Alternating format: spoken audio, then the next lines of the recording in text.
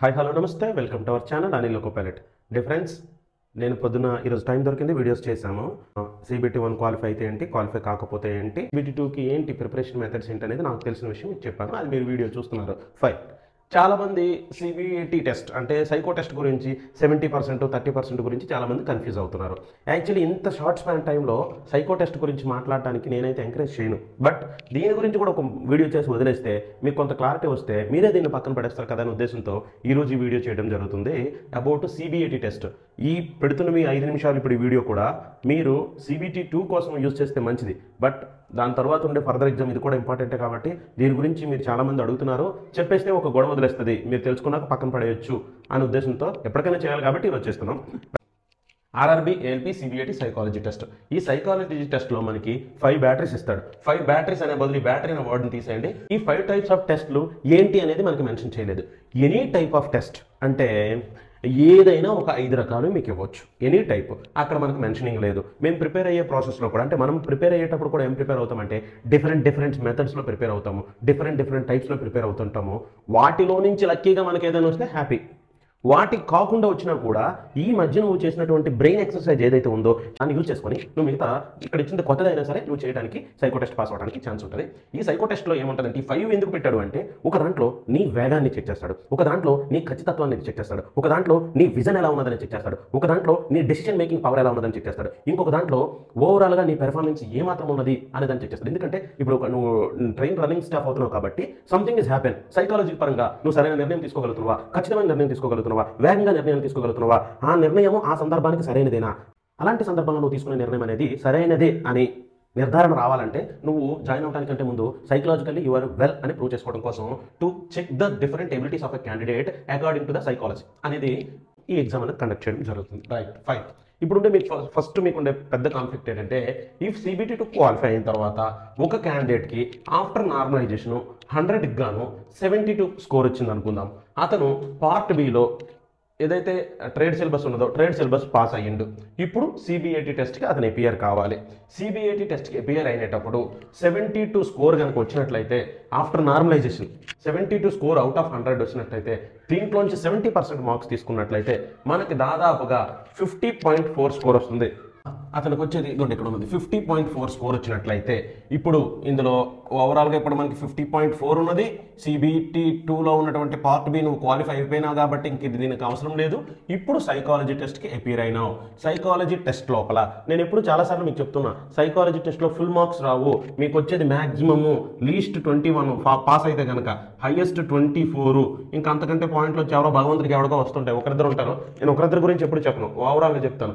ఒక best score అంటే 24, నార్మల్గా స్కోర్ అంటే 19 వచ్చి పాస్ అయిన వాళ్ళు కూడా ఉంటారు, అది పెద్ద డ్రాబ్యాక్. 25 వచ్చిన వాళ్ళు కూడా ఉంటారు, చాలా తక్కువ ఉంటారు. ఓవరాల్గా 22, 23లో ఉంటారు. 21, 24 మినిమం స్కోర్ అండ్ మ్యాక్సిమం స్కోర్గా చెప్పుకున్నట్లయితే ఇప్పుడు ఈ 24 లేదా ఈ 21 అనేది యావరేజ్ చేసుకుని నేను 22 అనుకుంటా. ఈ 22 అనేది నీది CBT యొక్క 30% స్కోర్ అవుతుంది. 30% CBT నుంచి సైకో టెస్ట్ నుంచి 30% తీసుకుంటే ఈ 22 అవుతుంది. ఈ 22 ఈ 50.4కి యాడ్ చేస్తే నీ స్కోర్ అనేది 72.4గా మారుతుంది అనమాట. ఇక్కడ 30% చేస్తే 22 ఎలా వచ్చింది అది మీకు డౌట్. అసలు 30% చేయకపోతే ఇది 22 అనేది యాక్చువల్లీ ఎంత స్కోరు, దాన్ని ఎవరు డిసైడ్ చేస్తారు, ఎలా డిసైడ్ చేస్తారు అనేది మీకు డిఫరెంట్ ఆఫ్ బ్యాటరీస్ గురించి నేను చెప్తాను. ఒక 3-4 బ్యాటరీస్ నేను ఇక్కడ రాశాను. ఆ బ్యాటరీస్ గురించి మీకు ఎక్స్ప్లెయిన్ చేశాక ఆ 22 ఎలా వచ్చిందని మీకు అర్థమవుతుంది. ఫస్ట్ ఒక టెస్ట్ తీసుకుందామండి, మెమరీ టెస్ట్. ఈ మెమరీ టెస్ట్లో ఏమవుతుందంటే ఇప్పుడు మీకు దీన్ని మళ్ళీ రీడ్రా చేస్తాను. ఒక జంక్షన్ ఇచ్చాడు, డిఫరెంట్ జంక్షన్స్ ఉన్నది ఒకటి ఇచ్చాడు. ఒక్కొక్క దానికి ఒక్కొక్క పేరు పెడుతున్నాడు. ఒక్కొక్క జంక్షన్కి ఒక్కొక్క పేరు ఉన్నది చూడండి. ఇక్కడ RJY, ZPS, ORT, OKZ, MTPK, OKG, LBA, BPQ, IBT, RYP, NGP, PSM, NKJ, QSN, KPR, MST, ETS, LBA ఉంది కదా. ఇది మీకు స్క్రీన్ మీద కొంత టైం అపియర్ అవుతుంది. ఫర్ ఎగ్జాంపుల్ 2 minutes అపియర్ అవుతుందండి. ఇది మీకు 2 minutes అపియర్ అయిన తర్వాత ఫర్ ఎగ్జాంపుల్ ఇది ఒక 20 స్టేషన్స్ నేను ఇచ్చాను. 2 minutes అపియర్ అయిన తర్వాత మీరు దీన్ని క్షుణ్ణంగా ఎట్లాంటి మాట్లాడకుండా ఎటువంటి డిస్ట్రాక్షన్స్ లేకుండా దీన్ని అబ్జర్వ్ చేసుకుంటారు. దీన్ని మీ మైండ్లో మెమరైజ్ చేసుకుంటారు. మెమరైజ్ చేసుకున్న తర్వాత మీకు 2 minutes తర్వాత ఈ నేమ్స్ ఏమీ లేని ఒక బ్లాంక్ స్క్రీన్ వస్తుంది, జంక్షన్ డయాగ్రామ్ వస్తుంది. ఆ జంక్షన్ డయాగ్రామ్లో ఇది ఏంటి అని అడుగుతాడు అనమాట.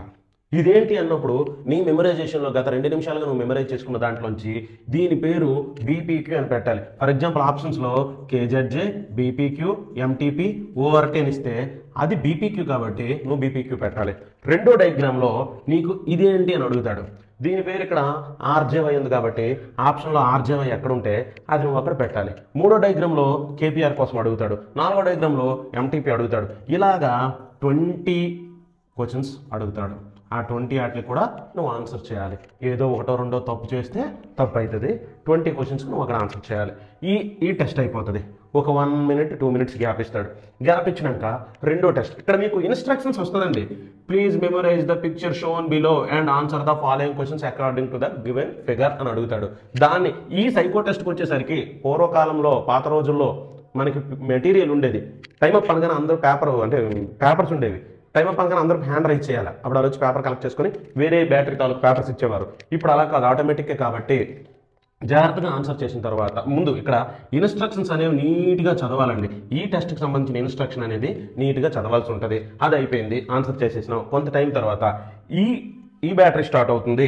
ఈ బ్యాటరీకి సంబంధించిన ఇన్స్ట్రక్షన్ అనేది క్లియర్గా మీరు చదవాలి. క్లియర్గా చదివి అర్థం చేసుకోవడం కూడా అది సైకో టెస్ట్ కిందనే వస్తుంది. అది నువ్వు తప్పు అర్థం చేసుకుంటే నువ్వు తప్పు పెట్టేస్తావు. ఇక్కడే ఉన్నది చూడండి, ఫిగర్ 1 ఉన్నది, ఫిగర్ 2 ఉన్నది, ఫిగర్ 3 ఉన్నది, ఫిగర్ 4 ఉన్నది, ఫిగర్ 5 ఉన్నది. ఈ ప్రతి ఫిగర్లో కూడా ఆ ఎండ్ అనేది కాస్త ఇంక్లైన్డ్ యాంగిల్లో ఉన్నది. మీకు అర్థమవడం కోసం రెడ్ సింబల్తో వేసాను. ఇది కొంచెం ఇంక్లైన్డ్ కాకుండా పెర్పెండిక్యులర్గా ఉన్నది. సో ఆడ్ మ్యాన్ అవుట్ అంటే ఏం చెప్తారు?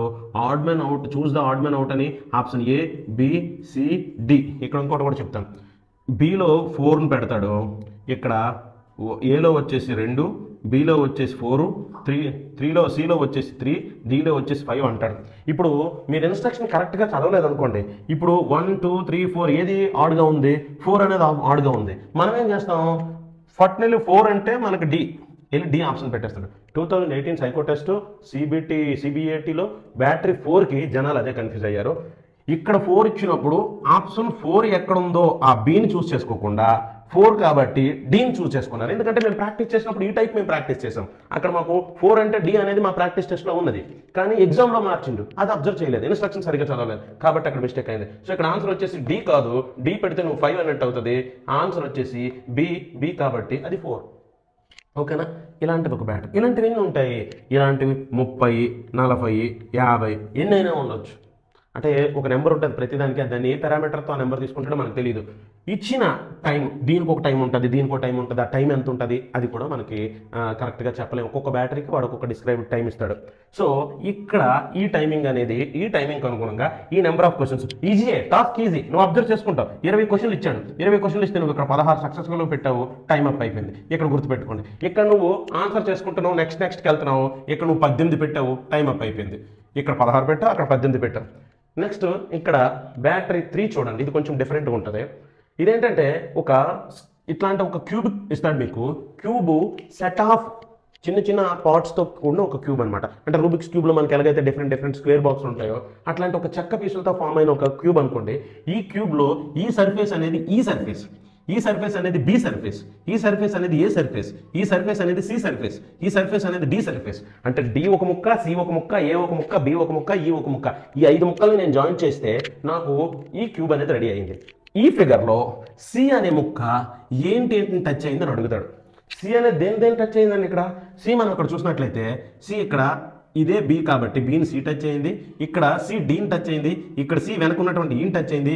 ఇగో ఇక్కడ ఏ ఉన్నది, ఇది సి కాబట్టి సి ఏం టచ్ అయింది అంటే ఏబిసిడి 4 టచ్ అయిందా, ఏబిడి 4 టచ్ అయిందా, ఏబి డీని మాత్రమే టచ్ అయిందా, బి డీని మాత్రమే టచ్ అయిందా అనేది ఒక క్వశ్చన్ అడుగుతాడు. అప్పుడు మీరు ఈ ఫిగర్ చూడగానే వచ్చిన క్వశ్చన్ సి కాబట్టి ఇప్పుడు మన దానికి ముందు టైం ఇచ్చి అబ్జర్వ్ చేసి తర్వాత క్వశ్చన్ అడగడం ఉండదు. అక్కడ మీరు ఇన్స్ట్రక్షన్ చదివిన తర్వాత ఎగ్జామ్ స్టార్ట్ అవుతుంది. అక్కడ చూడాలి, ఫిగర్ చూడాలి, కింద క్వశ్చన్ సి గురించి అన్నాడు కాబట్టి సి దేనికి టచ్ అవుతుందో తప్పని చూడాలి. 1 2 3 4 4 టచ్ అవుతుంది కాబట్టి ఏబిసిడి ఎక్కడ ఉన్నది అన్నింటికి ఆన్సర్. ఏబిసిడి అనే దానికి ఏబిడి కాకుండా, బీడీ కాకుండా, ఈబిడి కాకుండా ఏబిసిడి దేనికి ఉన్నదో దానికి టచ్ చేయాలి. అది మీరు టచ్ చేయగానే దానికి ఇంకో ఫిగర్ వస్తుంది. దాంట్లో ఈ గురించి అడిగాడు అనుకోండి, ఈ దేనికి టచ్ అయిందో ఆన్సర్ చేస్తారు. దానికి ఇంకో ఫిగర్ వస్తుంది, బి దేనికి టచ్ అయిందని అడుగుతారు, దానికి ఆన్సర్ చేస్తారు, అయిపోతుంది. ఇట్లాంటివి ఒక 20 ఇచ్చాడు అనుకోండి. ఎన్ని చేయగలం మనం 2 నిమిషాల టైంలో? ఏమో దానికి 10 నిమిషాలు ఇవ్వచ్చు. అంటే ఒక్కొక్క ఎగ్జామ్కి దానికి సంబంధించిన టఫ్నెస్ని బట్టి ఒక్కొక్క టైం ఉంటుంది. అది డిఫరెంట్ టైమ్స్ ఉంటాయి. ఇదే టైమ్స్, ఇదే బ్యాటరీస్, నేను ఈ బ్యాటరీస్ని ఎగ్జామ్స్లో ఇస్తున్నాను కానీ ఈ బ్యాటరీకి ఇంతే టైం ఇస్తాను కానీ ఎక్కడా మెన్షన్ చేయలేదు. కాబట్టి నువ్వు అన్ని రకాల బ్యాటరీస్ని, కొన్ని మేజర్ ఇంపార్టెంట్ బ్యాటరీస్ని నువ్వు ప్రిపేర్ అవ్వాల్సి ఉంటుంది. అందులో భాగంగా ఈ మెమరీ టాపిక్ ఒకటి, ఈ ఆడ్ మెన్ అవుట్ ఒకటి, ఈ సర్ఫేస్కి సంబంధించి ఈ టాపిక్ ఒకటి, ఇది చూసుకోవాలి. ఇందులో నువ్వు 20కి ఎన్ని చేసావు, 20 అవుట్ ఆఫ్ 20 చేస్తావు అనుకుందాం, పాజిటివ్ కదా. అయిపోయిన తర్వాత ఇప్పుడు చూడండి నెంబర్ 4 బ్యాటరీ అండి. 1 2 1 2 1 3 1 1 6 1 8 1 5 1 4 1 3 1 3 1 2 1 4 1 6 1 1 2 1 2 1 2 1 3 1 2 1 6 4 4 1 2 4 1 అయిపోయిందా? What is the sum of the odd numbers? Yes, 38 34 33 32. What is the sum of the odd numbers? ఏం చేస్తావు? ఈజీగా కాదా? 3 4 కౌంట్ చేసి పెడతావు. ఎన్ని పెట్టగలం? ఒక బ్యాటరీ అయితే నాకు బాగా గుర్తు 96 ఎన్ని ఇచ్చిండు ఒక బ్యాటరీ. అవి ఈజీనే పెట్టుకుంటూ పోతే ఎన్ని పెట్టగలవు? నీ స్పీడ్ చెక్ చేస్తున్నాడు అక్కడ. టిక్కు ఆ టిక్లో తప్పుపోవచ్చు. ఒకసారి 16 ఆన్సర్ చేయకుండా 16 కానీ బబుల్ 17 మీద పెట్టుకుంటున్నావు. పక్క స్క్రోలింగ్లో 17 18 18 19 ఇక తప్పు పెట్టుకుంటేనే పోతావు. అలా ఫెయిల్ అయిన వాళ్ళు కూడా ఉంటారు. That is also concern the psycho testing. So ఇప్పుడు ఇలా ఉన్నది. ఇక్కడ ఒక 50 క్వశ్చన్స్ ఇస్తే నువ్వు అందులో ఎన్ని చేయగలవు? ఒక 40 చేసావు అనుకుందాం.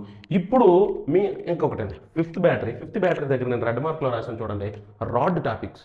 మీకు నేను ఇప్పటికిప్పుడు ఎక్స్ప్లెయిన్ చేయలేని కొన్ని టాపిక్స్ ఉన్నాయి, అంటే ఇంత ఈజీగా ఎక్స్ప్లెయిన్ చేయలేను వాటిని. అలాంటి రాడ్ టాపిక్స్ కొన్ని ఉంటాయి, 1 2 3 4 5 వరకు ఉంటాయి. ఆ బ్యాటరీ రాకపోతే మంచిది, వాటిని కూడా మనం ప్రిపేర్ అయ్యాలని. చాలా టఫ్ అనమాట, అర్థం కాదు. అందులో మనం పాస్ అయితే చాలు. Seriously I'm telling. అవి నేను ఇక్కడ చూడండి, ఈ మెమరీ టెస్ట్ కానీ, ఈ ఆడ్ మెన్ అవుట్ కానీ, ఈ బాక్స్ కానీ, ఇది కౌంటింగ్ కానీ, ప్రతి బ్యాటరీ కూడా నువ్వు క్వాలిఫై అవ్వాలి. ఈ బ్యాటరీలో ఏది పోయినా నువ్వు CBTలో 100కు 100 వచ్చేసినా పోయినట్టే, నువ్వు CBT 1లో నువ్వే టాపర్ అయినా సరే నువ్వు పోయినట్టే. ఇవన్నీ పాస్ అవ్వాలి, నీకు ఓవరాల్ స్కోర్ రావాలి. సో ఇక్కడ ఈ రాడ్ టాపిక్స్ని కూడా మీరు ప్రాక్టీస్ చేయాల్సి వస్తుంది. అయితే ఎంత టైం ప్రాక్టీస్ చేయాలి? నువ్వు CBT 2 క్లియర్ అయిపోయి నీ ఫ్రీ ఆఫ్ మైండ్తో ఉంటే 10 days, మన ఫ్రెండ్స్ కూడా అదే చెప్తున్నారు. ఇప్పుడు ఎందుకు ఈ టాపిక్ వాళ్ళకి మళ్ళీ చెప్తున్నా అంటే అదే 10 సార్లు అడుగుతున్నారు చెప్పి. 10 days రోజుకి 3 hours పెట్టుకున్నావు అనుకోండి, నువ్వు ఇంగ్లీష్ ఆ వర్డ్ ఇన్స్ట్రక్షన్స్ బాగా చదవడం అలవాటు చేసుకున్నావు అనుకోండి, 10 days per day sincere 3 hours is enough for the CBT test అండి. ఓకే, అయిపోయిందా? ఇప్పుడు అయిపోయింది. సో ఇప్పుడు మీకు 30కి 30% తీసుకున్నప్పుడు నాకు 30 వచ్చిస్తే ఆ 30 యాడ్ అయిపోతే ఇక్కడ ఒక 50 నా 30 80 అయిపోతుంది కదంటే ఎందుకు రావో నేను చెప్తాను. ఇప్పుడు ఇక్కడ 20 క్వశ్చన్లు, అందులో తప్పుపోవడం నువ్వు వదిలేయడం కొన్ని, తప్పులు పోయిన కొన్ని. ఇందులో నెంబర్ ఆఫ్ క్వశ్చన్స్ నువ్వు తప్పు పెట్టిన కొన్ని, వదిలేయడం కొన్ని. ఇందులో నెంబర్ ఆఫ్ క్వశ్చన్స్ నువ్వు తప్పుపోయిన కొన్ని, నువ్వు వదిలేసిన కొన్ని. ఇందులో తప్పుపోయిన ఒకటి వదిలేసావా, నీ ఆన్సర్ తప్పు అయిపోయింది. ఇందులో తప్పుపోయిన కొన్ని, నువ్వు వదిలేసిన కొన్ని. ఈ రాడ్ టాపిక్స్లో తప్పుపోయిన కొన్ని, నువ్వు వదిలేసిన కొన్ని. ఇన్ని పోతే యావరేజ్గా లాస్ట్ టైం వచ్చిన యాజ్ అన్ యావరేజ్ ఇదనమాట. నా ఫ్రెండ్ ఒకడు 19తో పాస్ అయ్యాడు, బట్ అది అతను క్వాలిఫై అయ్యాడు. ఇక్కడ 19తో పాస్ అవ్వడం అనేది దౌర్భాగ్యం అండి. అదే అతను 21 వచ్చుంటే మెయిన్ స్కోర్లో 2 మార్కులు పెరిగితే 2 మార్కులు అనేది ఎన్ని వేల మంది వెనక్కి పెట్టచ్చో తెలుసా? 69కి 71కి మధ్య 2 మార్క్స్ డిఫరెన్స్ అనేది thousands of members ముందు పెట్టచ్చు. సో అందుకు psycho test is also very important.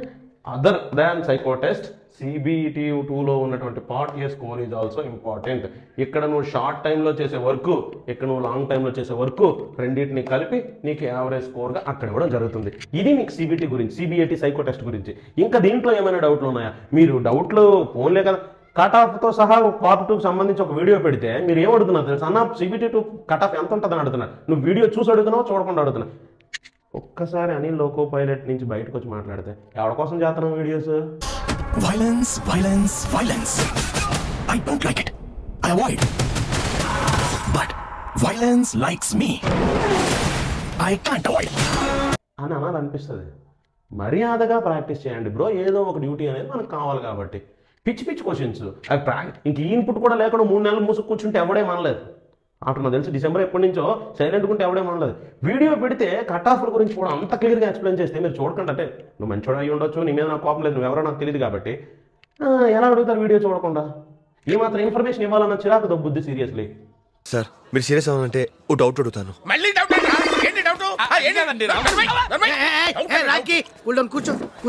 అడిగి మీరు పెడుతున్న కామెంట్లో థ్యాంక్ యూ, గుడ్, బాగా చెప్పారన్న, అది ఇది అని అంటున్నారు కదా. అలా చెప్పాలనుకున్నప్పుడు ఇంత క్లియర్గా నేను చెప్పాలనుకుంటే తలుపులు మూసుకొని ఇవన్నీ చేయాల్సిన అవసరం ఏముంటుంది?